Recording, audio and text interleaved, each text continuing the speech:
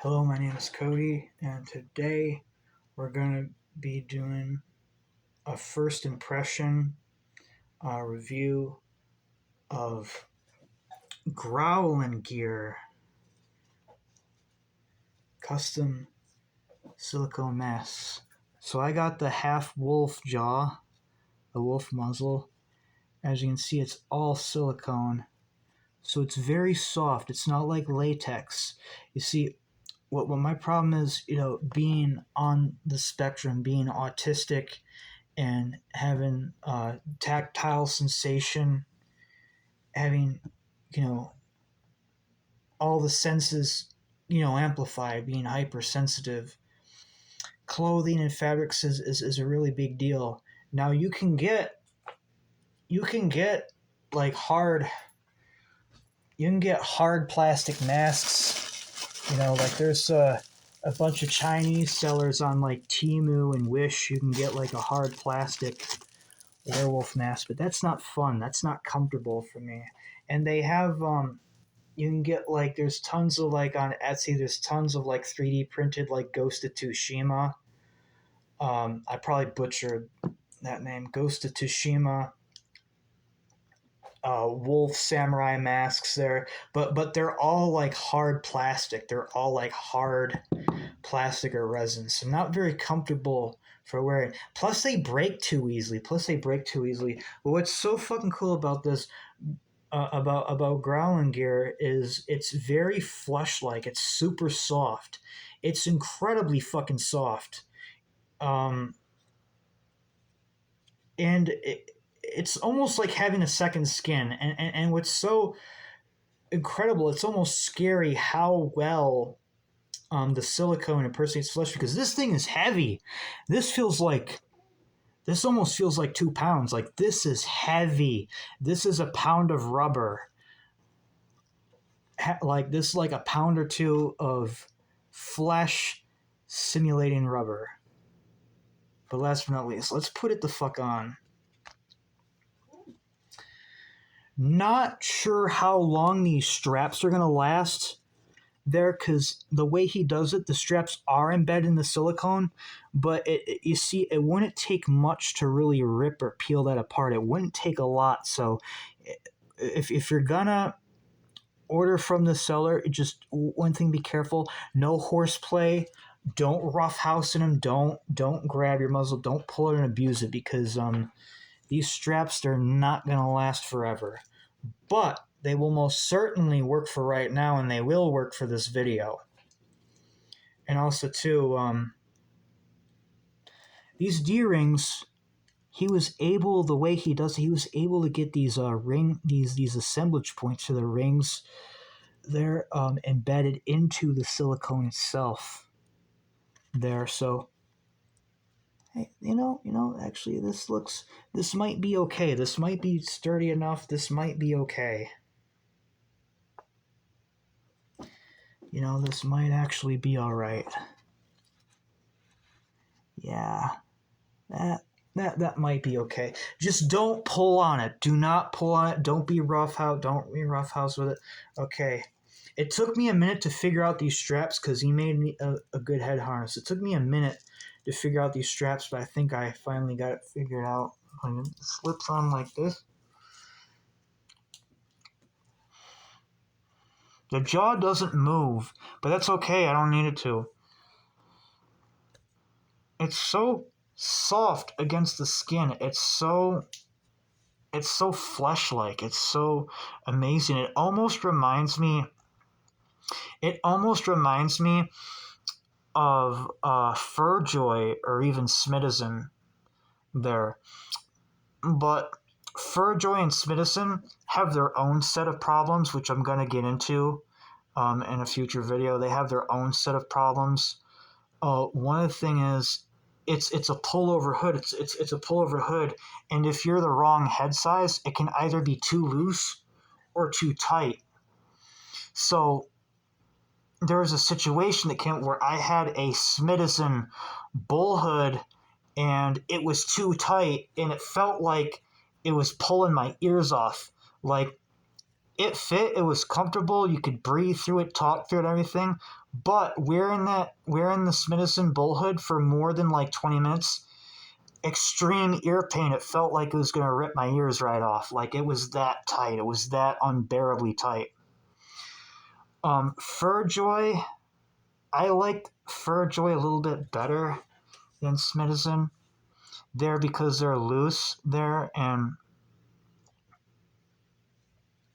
if you cover the mouth hole on some of their like drone hoods, it almost has like a plastic bag, like a balloon, like the actual hood like expands and collapses with your breath. But that's gonna be for another separate video. Really good first impression. I mean, I could comfortably wear this, walk and talk and go about this all day long. Like this is super comfortable. Like I don't even feel like I have anything on right now. I can feel like weight. All I can feel is like pressure and weight right now. Like this is insanely comfortable. This is insanely comfortable. And as someone who's on the autism spectrum and really likes furries, is like into furries, like no, I don't want to put down a down payment on a house. I don't want to put down all my savings on a fucking $4,000 to $10,000 fursuit. Like no, why would I do that when for so much less, when for much less I could just go on to Amazon and buy for like between $40 and $50 a wolf themed kagurumi, a little wolf themed pajama. Guess what? That's not even the coolest part. This got embroidered eyes. That's not even the coolest part. Now, with this, you couple with this here.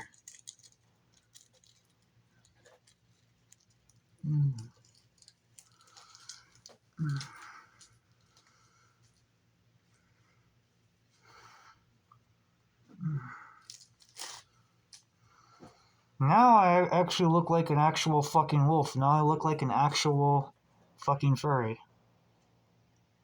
I actually like this better than the full head fursuit helmets. I like this half muzzle, half mask that's just covering the mouth and nose. I like this a lot better than the full-on fursuit hoods for a couple reasons. A, you get extremely fucking hot. You get extremely fucking hot in there. Extremely hot. Second, it costs anywhere between like $2,000 to $4,000 just to make a fucking head. All right. Third thing, it's just too expensive and a little bit cartoony for me. But this is fucking awesome. This thing is really, really cool. I don't know, I can see, but I actually talk underneath. It does have an upper palate. It does have an upper part of the jaw. It completely covers the nose. So if I were to press this up against my face, yeah, there's actually like a vacuum. There's like suction here. I don't know how well you can see it.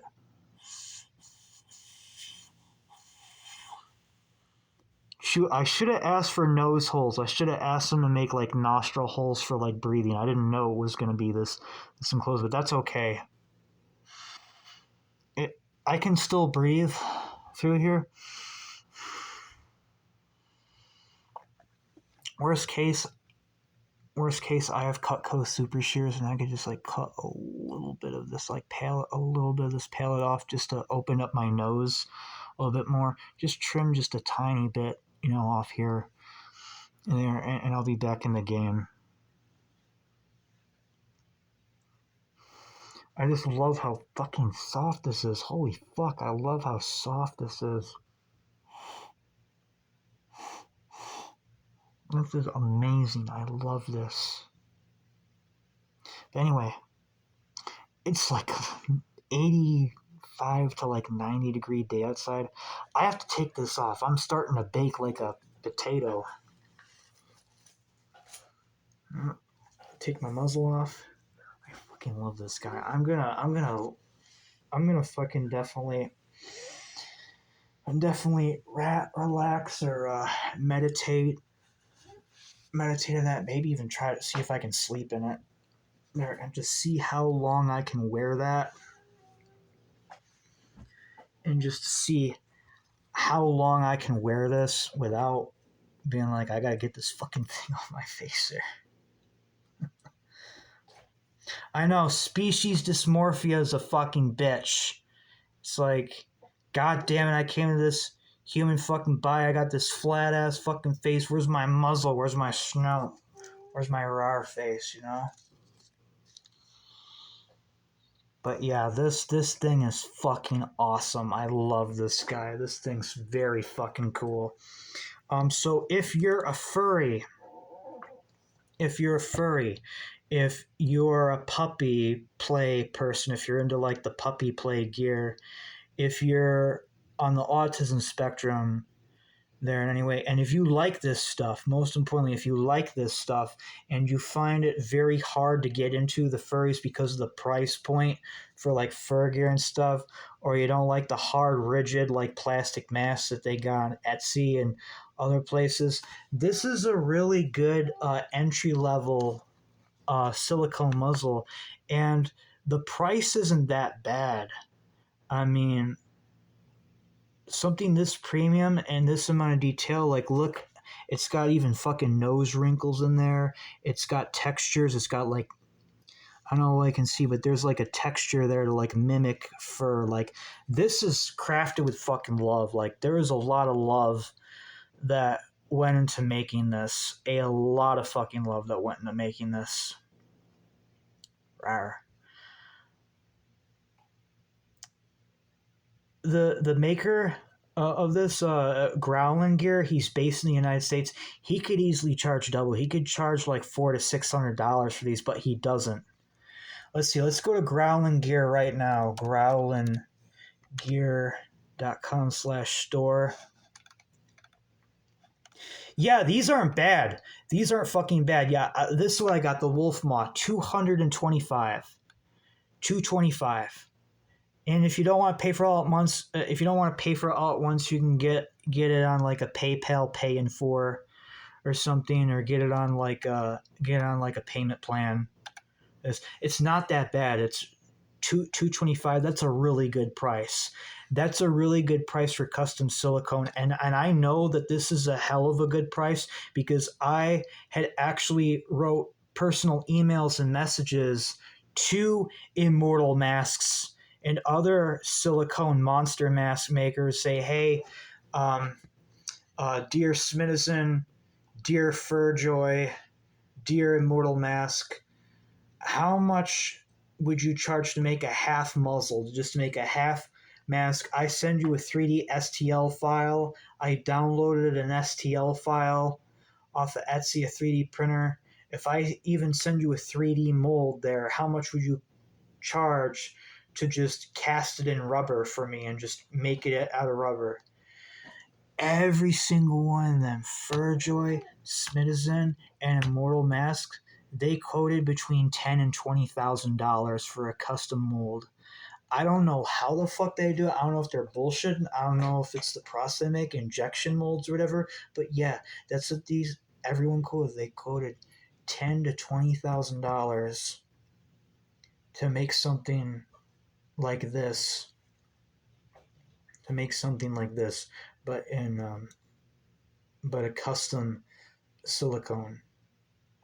But I didn't pay anywhere near that for $225. Now, you can get a good Furjoy hood. You can get a good Furjoy hood for around like $200. But they are made in China, though, and you know, the Trump tariffs and all that. So you got to take that in consideration. You know, are you willing to pay a little bit extra? Are you willing to pay the Trump tariffs? And are you willing to wait, 3 to 4 weeks for that to ship overseas? Whereas this, every single item is customized, made to order. So all you're waiting on is production time, but once it's made, he ships it with 2-day priority mail. So once your mask is fucking made, like, you get it in like 2 fucking days. So absolutely, I recommend the hell out of this guy too. Another thing I haven't mentioned yet, to keep it, keep this video PG-13, to keep it from getting censored and demonetized. For those of you who are really, really furry and who are also gay and a little kinky, who maybe like furries a little too much, see these rings here? These masks here, these growling gear muzzles, can be combined with a gag. So you can put whatever kind of ball gag, kind of ball gag or like tongue lock that you want, and you can put it inside there so you can be gagged while you're wearing this. Here's what it looks like on the inside. So it's solid gray through and through. Here's what the tongue looks like from the inside. There, it's got a tongue on there, and here's the upper palate. The upper palate doesn't go all the way up under the nostril, but it comes pretty close. But this has been done to it. It's too late. Had I known, I would ask them, hey, please put nostril holes so I can breathe in it. Please put nose holes in so I can breathe through the nose of my mask, because I really like that. I really like the idea of having a separate chamber just for my nose, so I can talk through this hole right here and not have it stink up this hole, and just breathe through my nose right there. I really fucking like this. It's a really cool concept. Good execution. It could use some improvements. Like I said, your straps, I would have your straps go a little bit deeper. Maybe not, instead of having like half an inch or just have them right there, I would have your straps go all the way down to like the end. I'd have your straps like go all the way down to the nose there.